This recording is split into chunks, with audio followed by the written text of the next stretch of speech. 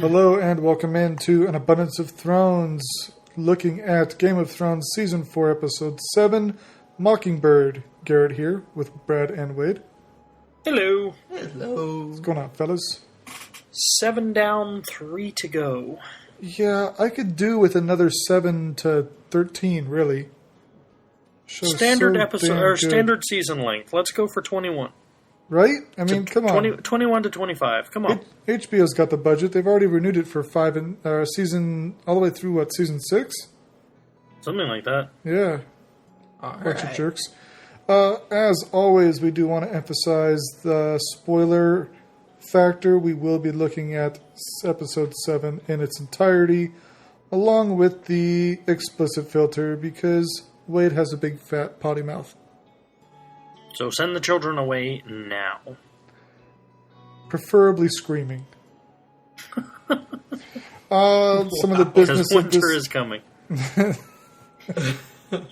Wildlings are coming, apparently. Yes. White Walkers are the ones coming you should be worried about. Also true. Business of the episode, director Alec Sakharov. Yes, I spelled it right this time. Sorry, Alec, from last week. I do sincerely feel bad. Viewership, we see the spike, so my blame of mothers is founded, clearly. We had 7.2 million viewers for US alone, which is the new record for Game of Thrones. Nice. This is all according to the the Wikipedia Game of Thrones page. So all made up. So yeah, we totally made it up, along with everybody else. So just another recap that I'm sure I did last week as well. But Alec also directed Season 2, Episode 3, What is Dead May Never Die. Season 3, Episode 6, The Climb. And clearly Season 4, Episode 6, The Laws of Gods and Men. And for the episode summary, here we go. After learning that Cersei has appointed the vicious Gregor Clegane, also known as the Hound, as her the Mountain. Jesus, I can't believe I almost fucking got that wrong. The Mountain. It's like you don't even watch this or something. It's like never mind. As her champion in the upcoming trial by combat, Tyrion is desperately searching for someone to stand for him. When both Jaime and Bronn refuse to fight for his cause, Oberyn Martell steps in, seeing a chance to get even with the murderer of his sister. Dany has sex with Daario before sending him off on a mission. I like how they just totally gloss over that here. Oh, by the way, Dany had sex with Daario. Moving on. Before sending him off on a mission to deal with the resurgent slavers at Yonkai. Melisandre and Cenise, which is Stannis' wife for those who weren't keeping track, prepare for their leave of Dragonstone, and Jon Snow faces off against Alistair Thorne, once again, that fucking asshole, over the incoming wildling threat. Arya and the Hound come across some people from her past, Rorge and Biter. The Hound is wounded but refuses treatment with fire to cauterize his injury. Also on the road, Brienne and Pod meet another of Arya's companions, Hot Pie, to learn of her survival and her time with the Brotherhood. They then resolve to travel to the Vale, reasoning she would go there in search of living relatives. Meanwhile, in the Vale, Sansa is unwillingly kissed by Peter Baelish. It seemed kind of mutual for a point. Raise the wrath of her Aunt Lysa, who threatened to push her through the moon door. However, Baelish intervenes and shuts Lysa from the Eyrie to her death. Dun, dun, dun. Yeah, that was a nice little ending, huh? And that's the podcast. We're done later. We made that joke last week. It's not funny 2 weeks in a row. I'm going to just start off with saying I was a little disappointed in that the episode was called Mockingbird. I thought we were going to spend a lot more time at the Vale, although I'm not sure on what. But we only got that last maybe 15 minutes of the episode focusing on that. I did like the subtlety of Sansa playing in the building the snow castle, because that was directly out of the book. So that was kind of cool. And yet they changed it. They did have some creative licensing. Yes. Do you want to express the variance from the book to the show? I did want to, yes. Fantastic. Do we want to do that later? In the process of getting ready, just give me a second here. My browser closed. with How my rude. notes. Okay, Mockingbird. rude. So, Rorge is killed by Brienne, not by Arya. Okay, Brienne and Podrick don't actually meet Hot Pie. correct. And when specifically talking about in the Eyrie, when Lysa drags Sansa to the Moon Door, there's a singer there Yes. who we haven't heard from since season 1 in the TV series. But he's the one that gets blamed for Lysa's murder. Which singer was it in the book? Or are you just talking about singers in general for the show? No. There's a specific character, Marillion. Okay. So And he was supposed to be in season 1? He in season 1, he was mutilated by Joffrey. Okay. And disappeared. That's who I was wondering. Yep. Right. In the books, he's actually at the Eyrie at this point, and he's the one that gets blamed for Lysa's murder. Yeah, Peter pawns it off on him. Yep. Yeah, it'll be interesting to see how they explain their way out of this one without that Without those scapegoat. elements. Yeah. I don't really want to start with the end, but the look on Lysa's face. Yeah. Wait, which part? When Peter was saying that he only loved one woman and she seemed at ease until he totally bursted that bubble, or when she was descending? Yes. Yes. Yeah, I agree. Yes. I agree. Just the entire look of shock. I mean, she didn't have a chance. Yeah. You know how shock can shut you down? His words were very cleverly crafted so that he wouldn't get a fight out of her. Yeah. You know, just the timing there of completely shutting her down and pushing her out. It's interesting if you were to go back through the series now and really try to analyze the mastermind that he really is. I mean, he's involved in everything. Yep. But anyway, like you said, without now that we've started at the end, let's jump to the beginning and pull a Fight Club moment and see what's where we start off with. So, pretty sure the opening scene was Jaime talking to Tyrion. Tyrion looking for Jaime to be his champion, while also going back and forth on how Jaime made a deal. Tyrion pretty much said, "Screw that," because it was everything Father wanted, and I'm done giving that guy what he wants. And it felt good to take it away. Now he's looking for his champion against whoever Cersei names, because he doesn't know that yet. And Jaime confesses that even with his left hand, he might be able to beat a Stable boy. stable boy. Yes, thank you. Maybe. Yeah, he's pretty clearly totally unconfident in his abilities as a swordsman left-handed. And then we meet the mountain, which Wade has been looking for some time. Dude is Found him. massive. Found him. He's that big guy over there. I mean, how can you misplace a guy that big? Right? It is worth mentioning that this is the third mountain we've had in the series. It's been recast a couple times. So if he looked different to you, you're not crazy. Yeah. I had forgotten that little fact, and based on appearance, it was like, hey, this is the first time we've ever seen him. No, it's not. No. Well, first time you've seen this guy, but Right. not the first time introduced to the character. Yep.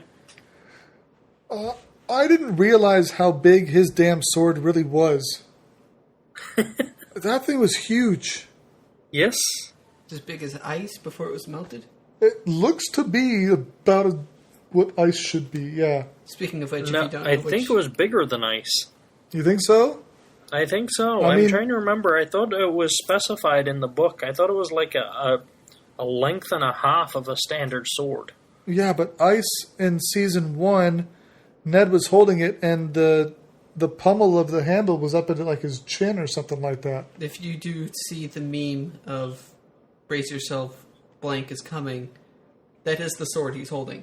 It's a massive damn sword. I mean, take a look at it. They melted ice down and made 2 more swords out of it. So, True. I mean, it's a big fucking sword. which you can buy on ValerianSteel.com. However, it is not the same dimensions as the show, unfortunately. What's the purpose? Yeah, I know. Sad face. Yeah, So, if I want that, I want a big, I want the replica. I want the full size. yeah, don't give me a toothpick. Yeah, Don't get me needle when I ordered ice. that's right. It's a lapel pin. Oh, man. So, where do we jump to from here? We were at the mountain. Did we jump up to the wall and we saw... The back and forth with snow. Yeah, the back There's and- getting to be a lot of tension there. Yeah, I have to say they've got to be building us up for something substantial, and I hope it happens soon because, like the Theon Greyjoy mutilation, there's only so much back and forth you could take before it's just getting old, and it's starting to really get old. Mm-hmm. So hopefully that finds its end point one way or another soon. Yeah, it was really kind of annoying. It's like, look, I just handled this really big problem. Speaking for Jon Snow, Craster knows what, wow. The men at Craster's, yeah. Carl was the guy, but The Night's Watch that were at Craster's Keep. Which is the wildling. Mance Raider. Mance Raider knows what he has what he needs to defeat us. He just doesn't know it. And unless we solve this problem, which we did, we were victorious in it. He'll come after us and he'll take us out easily. It seems that every accomplishment that Jon has that is then just destroyed by the commander. Acting commander. The acting commander, he handles Crashers, he gets Snow back. No, Ghost. And immediately is, well, go lock up that beast because this isn't a place for wild animals. It's like, oh, great, thanks. I find it funny that Thorne still addresses Jon as Lord Snow. Like, he's kind of trying to be hurtful, but Snow is his last name, and he did come from a wealthy family, so, like, it's almost, you would think would be something you would address for courtesy and almost respect, but he always uses it, and he must mean it negatively or to point out to everybody else, hey, this guy over here was kind of from a well-off, family, was raised in a castle and whatnot, but... Look how far he's fallen. You think that's what it is? Is he's trying to point out that now he's nothing but a steward? Yeah, I think it's definitely that because being bastard-born, Jon does not have any claim to the title of Lord. There is no truth in that. There is no substance to that. So to title him this is a constant reminder of how far he's fallen, that you were once, housed in a castle and the son of a lord, and now you've been rejected and sent away, and, look at what you are now. But what's funny is that, and from the books and the show, he wasn't rejected. He chose this. He thought this was an honorable thing to do. He didn't want to father any children with the last name Snow. So for the greater good, he was going to the wall, to this place that his uncle kind of made it sound to be this highly respected order, only to find out that he's amongst rapers and thieves. So, Thorne may be trying to point out that, this guy used to be way better than you and now he's your equal, but at the same time, most of the men at the wall were forced there versus, Jon making the conscious decision. I think it's interesting, though, the way Jon has responded to this. I don't know if you remember back in Season 1, Tyrion had a little... I remember it well. Chit-chat with Jon about how the world is not going to forget your shortcomings, your perceived shortcomings. So you can either get ticked off by it and let it hurt you, or you can wear it as armor and make it yours. Yes, and correct. It seems like John was listening. It just seems to me the way things are going, he has made this title, which was crafted and is perpetuated as an insult, and he's not letting it be. He's made it his own. This is who he is, and, Yep, yeah, okay, I whatever. agree. On a side note, Kit will be doing a voice in How to Train Your Dragon 2, so congrats to him on his continued success from the Game of Thrones to the silver screen, whether it's primetime acting or voiceover. But congrats to Kit there. Absolutely. Should we jump over to Marine and talk about the nice little exchange with Danny, Dario, and then Jorah? Go for it. So yeah, I was kind of caught off guard by this one because Danny, although with the original Dario, who I still miss, he's still got way more charisma than the actor playing him now. Danny's always kind of questioned him, but also been enamored by him. And then now Dario breaks into her private chambers. She chastises him at first. He requests to go do what he does best, and he was under the impression it was to kill her enemies because he was also under the impression she did not want him, only for the curveball to be for him to derobe. And as we find out, and are alluded to believe, with the show summary touching on it, that she was in need of a little sexual fulfillment. And apparently Jorah was not on the list to fulfill. He was a little bummed by this. Oh yeah, you definitely saw that look in his eyes like, no. Well, she's definitely kind of caused a love triangle here, and I think this is... I was going to bring something up, a discrepancy from the book to the show, but I'm going to hold back because I think it may still be in play, and I don't want to give anything away. But now Jorah comes in the morning, sees Dario partially clothed, puts two and two together, and then she tells him to confront Dario and tell Dario that Jorah had changed Daenerys' mind on killing all the slavers. So now he's got the jealousy factor. Well, you may have slept with her, but I, can get through to her mentally. Oh, and you're leaving and I get to stay. But so you're going to have some degree of tension and conflict, more so than we've had so far, I think. And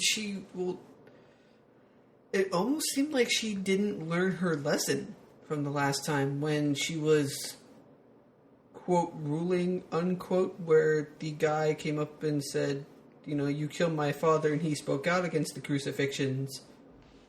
And she's saying, I'm sending off the second sons, and they're going to kill all the slavers in that place. What city was it again? Yunkai. At Yunkai again, so it's... Which is where the Unsullied are from. Yep. Then with... What's his name changing? I can never remember his name. Jorah.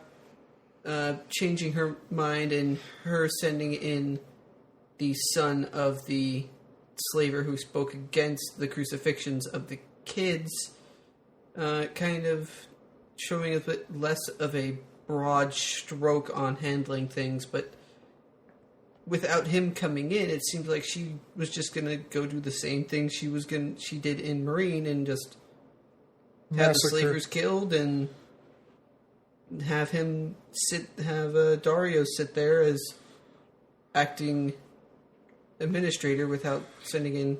Of course, she had her mind changed and sends the guy. I didn't catch the first time we watched this, the little call out to Ned Stark. Did you, Brad? Elaborate further. So when Jorah is persuading Danny about you shouldn't go and kill all these slavers because if Ned Stark would have done that to me, I wouldn't be here to advise you. Yes, I did catch that. And it was kind of subtly thrown in, and I didn't really pick up on it the first time. I definitely did the second time around. and really kind of showing that, you know what, just because these people may be bad doesn't mean they can't eventually be good. I was a slave. I sold people into slavery. I was a sellsword. I did all these bad things. But now here I am. I'm part of the liberation. I've pledged my allegiance. I'm here to advise. Don't make, don't make the same mistake like Wade was saying. Don't make the broad brushstroke of everyone's evil. They can't change, and yeah. And I had the same kind of reaction. Like, we just had this last episode, which I granted, it's not time fixed. It could have been months between, but we just had this last episode. Have you forgotten already what happens when you just so broadly declare punishment? Or do you just not care because you feel so, true that slavery is wrong, no matter how good of a slave owner you are, that, it just needs to be eradicated? It's an interesting twist there, though. She's so opposed to slavery. Are her Unsullied actually free? I know she likes to say they are. I know she likes to talk up a big game, but are they really? Well, she did give them the option to leave when she took control or fight by her side. Agreed. But they were trained from birth to be fighters and to be loyal to the one that owned them. So even given that option, would they leave? But is that her fault? No, but are they really free? The choice is there. Whether they have the capacity or conviction to take it may not be. And the reason that they wouldn't is because of the training they underwent. So they're a slave to the training that has changed their being, but not a slave in the sense of being owned. Kind of makes them a slave to themselves. True of us all. We're going to go on for hours with that one. But That was deep. What's that? I said that was deep. Yeah, it could have gone intense.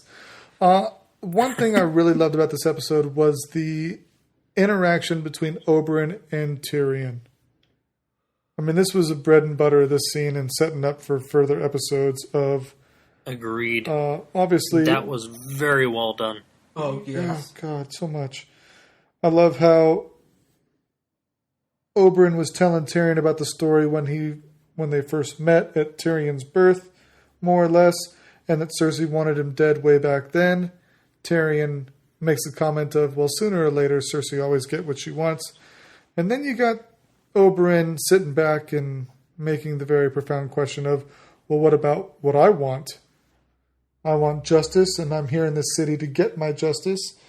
And you having the mountain against you gives me just such an opportunity to kill the man I want to kill and spit in the face of the man who potentially gave that order. Start getting justice, as I think you would play it. You start with the mountain.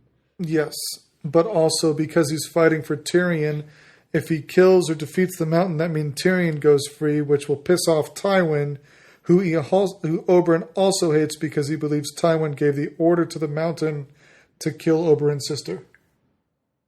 So there's a whole little ball here. He's being able to, Weave, unravel in one major action. I mean, that fight is going to be amazing. The tidbit trailer clips make it look well worth the wait. Yep, in case you guys didn't realize, 2 weeks. Yeah, we do want to make a shout out that we will be on hiatus mirroring HBO's hiatus due to Memorial Weekend. There will not be an Abundance of Thrones next week. We apologize, but if you don't like it, send an email to HBO and tell them. It's absolutely, because we'll take more episodes. That's right. The one scene that I do want to give a shout out to, though, is Arya and the Hound in the Riverlands. I just, I had to chuckle. It was so Arya when they were more or less ambushed by Rourke and Biter. Yes. And the Hound takes care of Biter. Go ahead. I just wanted to make sure they touched on it on the show, but you did call out that these were the two men that were also in the cage with, oh God, what's his name? The Man of 1,000 Faces? Yeah, what was his name? God. Daria? No. No, not Dario. What was his name? Oh my God, brain fart. Valar Morghulis guy. What the hell was his name? Anyway, these two guys were in that same cage when they were traveling to the wall. Arya mentioned it, but I just wanted to make sure that was seared into the memory. Jaqen Hagar. Jaqen Hagar. Yep. Okay, thank you. And the way she played that was just so well done. Yeah. No, he's not on my list. How can he be on my list? What's your name? I don't know his name. Thank you. Now you're dead. Yeah. The glorious thing about Needle is it can fit through those ribs just perfectly. Yeah. Like that fact when he was leaving, it was after she did that and the Hound was, "You're learning." It's like, I just did that perfectly. Yeah. You know, in light of the last episode, I wonder how much that came back to him. You know, the fact she poked him in the mail and Needle kind of bends a little bit. No, she knows exactly what she's doing with this. That's a good point. So you're alluding to the fact that she didn't kill the Hound in the previous episode deliberately. That was not a kill attempt. It was more of a gesturing. Yeah. That's your I interpretation. think she has to have known that he was wearing chainmail and that she was, you know, I think there was a little bit of surprise on her face, but I don't think it was a serious assassination attempt because we see here she knows exactly where to put it and exactly how to use it. And when she wants you dead, you'll die. Yeah. And I mean, let's face it, if she wanted to kill the Hound, she wakes up before him most mornings, so a quick little poke to the jugular like we've seen her do prior would get the job done. Yep. So, yeah, no, that was a great scene between the Hound showing a little bit of mercy to the, I'm guessing he's a farmer or whatever they found, sitting there stabbed, to the fight scene where Arya gets to exact revenge on Rorge. Then you get to see a little interaction where she's trying to help him out with the wound. Fire is not an option. No. So she does a piss poor job of rinsing it out to stitch it up. And that's not a good thing. Question is that deliberate? Did she get to seal the Hound's fate by not rinsing it properly? Dun dun dun. Time will tell. Yes. Yeah, episode 8 looks like it's going to be fantastic. It is titled The Mountain and the Viper. I believe it is directed by Michelle again. But I'm not entirely sure. I don't have those notes in front of me. No. It is written by the Double D's and will be has been directed by Alex Graves. Okay, Alex was the one who did earlier episode. He did The Lion and the Rose.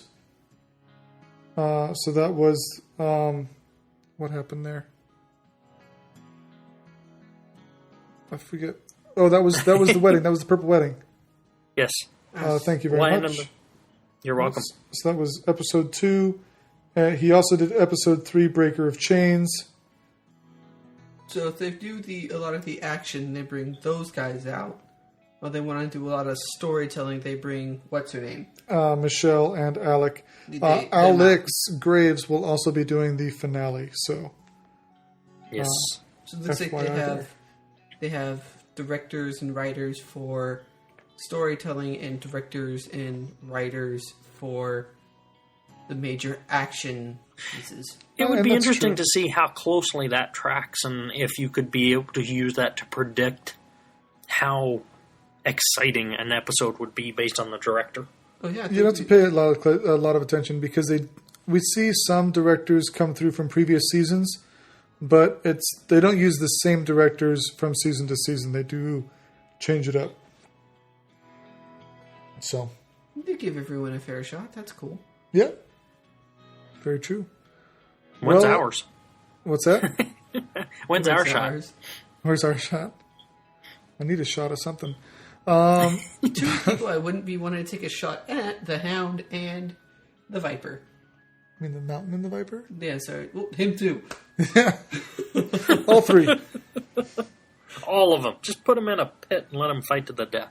There you go. That'd be one hell of a battle. Holy hell. The Hound, the Mountain, and the Viper all in a pit together fighting. Well, I think the Viper and the Hound would tag team the Mountain because they both have a bone to pick there. As we learned from the Hound's little speech about his face. Yes. And his loneliness. And once he's definitely done, no love lost between him and his brother. Then once he's done, you tell them both, you're not getting out of that pit until one of you is dead. Yep. Done. Well, there you go. Wade's fan fiction is in the works. The Mountain, the Hound, the Viper. You could not write that without pissing off a lot of people either way. There you go. Well, I think that's all right. Just send an email to George R.R. Martin and ask him when his book is going to be done. He'll kill one of them off. Yeah. There you go. He did say that every time someone asks, he kills off a character. Anyway, on that little bombshell there, we're going to wrap this up. As always, thanks for listening, and we'll catch you guys in 2 weeks.